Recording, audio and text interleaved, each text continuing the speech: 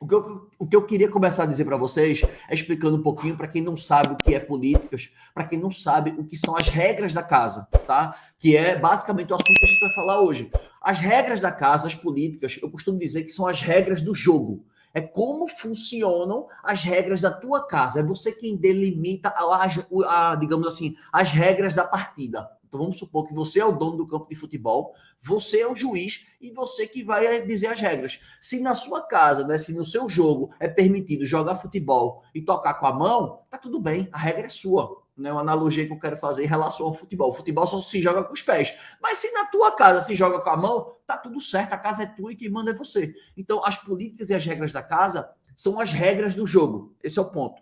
Segundo, em relação a direitos e deveres dos hóspedes. Ou seja, todo mundo, qualquer relação comercial tem direitos e deveres. Ninguém tem só direito e ninguém tem só dever. Direitos e deveres. As políticas e as regras da casa também, elas servem como um código de conduta. Ou seja, como que você deve se comportar para você ser sempre bem-vindo aqui na minha casa. E, por fim, as políticas e as regras da casa, elas garantem um bom funcionamento da tua hospedagem. E você vai entender o porquê, que eu vou te explicar por que essas coisas, essas regras, esses direitos e deveres garantem um bom funcionamento. E você deve estar se perguntando assim, Lagreca, por que eu devo ter atenção nesse assunto? Por que isso é importante para que eu triplique reservas? Ou para mim, que nem comecei ainda, por que eu tenho que aprender, né, sobre como me proteger? Por que eu tenho que aprender sobre políticas, sobre as regras? Porque, assim, a tua estratégia comercial, ela tem que estar diretamente ligado à tua política de vendas.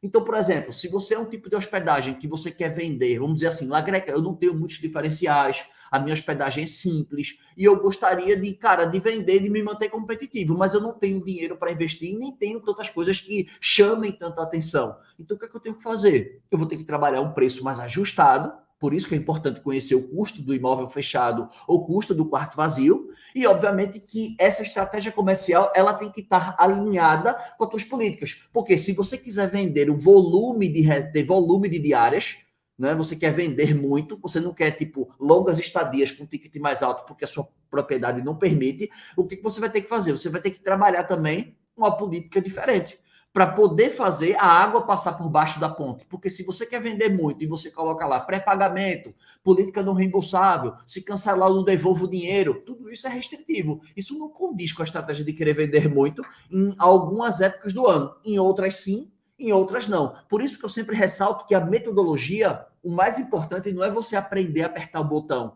Na minha visão, um bom gestor é aquele cara que sabe pensar estrategicamente. Você tem que ter lá raciocínio, digamos, raciocínio lógico. É você pensar, cara, está acontecendo essa situação. O que é que eu tenho que fazer? Se você souber o que tem que fazer, os botões são as coisas mais fáceis de fazer, de apertar. O problema é identificar o problema e saber o que fazer diante do problema. É resolver o problema, é resolução do problema.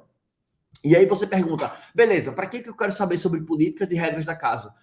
Em relação ao primeiro ponto disso, previne aborrecimentos. Você vai prevenir aborrecimentos. Segundo, é uma precaução. Você vai estar se precavendo de eventuais, né, digamos, desacordos comerciais. Vamos falar assim, tá? Não vamos falar de briga, vamos falar de desacordos comerciais. Além de que, as burocracias te protegem. Presta atenção que tudo no governo, vamos dar um exemplo do governo, qualquer coisa para tu fazer com o governo, se tu pagar alguma coisa a mais, se tu pagar um imposto a mais, se tu pagar alguma coisa e tu precisar de uma restituição, é a maior burocracia. Por quê? Porque as burocracias protegem. Esses processos burocráticos protegem a saída de caixa da empresa, protegem de desavenças comerciais, e vocês vão entender por quê. E por fim, por que você tem que aprender sobre políticas e regras da casa? Por que isso é tão importante para você triplicar reservas e faturar acima de 10 mil reais? Porque se você quer ter esse volume, né, de triplicar reservas e ganhar os 10 mil reais, você vai ter bastante hóspedes na sua hospedagem. E, obviamente, que hóspedes não são pessoas são sempre muito difíceis de lidar. Cada um tem a sua cultura, cada um tem os seus hábitos.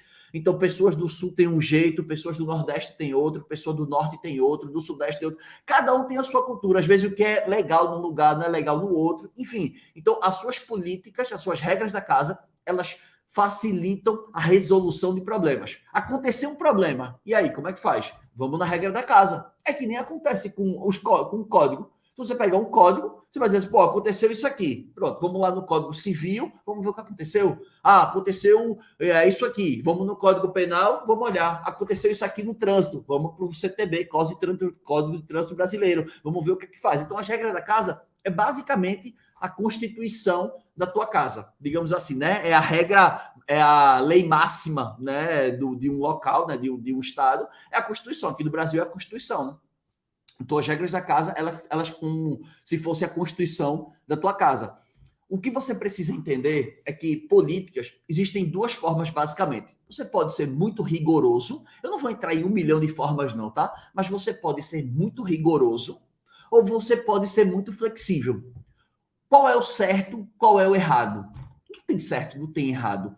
Depende do período, depende do teu tipo de hospedagem, depende da estratégia comercial que tu quer adotar, depende da região que tu tá e os teus concorrentes, depende de muita coisa para você saber qual que eu escolho, qual que é a melhor. Não tem melhor, tem períodos que eu uso uma, tem períodos que eu uso outra, então eu vou flexibilizando de acordo com a estratégia, de acordo com a demanda, de acordo com a minha ocupação. Por exemplo, se eu tiver um apartamento, por exemplo, e o apartamento tiver com a demanda baixa na região, mesmo que eu tenha um apartamento, eu permito um cancelamento flexível de um dia. Ah, Lagreca, mas se o hóspede cancelar, eu não vou conseguir repor a reserva. Pois é, e se tu ficar tão restritivo, tu fica sem reserva. O que é pior? É tentar buscar uma reserva e rezar e lutar ali, interagir para não perder, para não sofrer um cancelamento, ou você se manter restritivo e a reserva nem entrar, a reserva nem chegar a acontecer.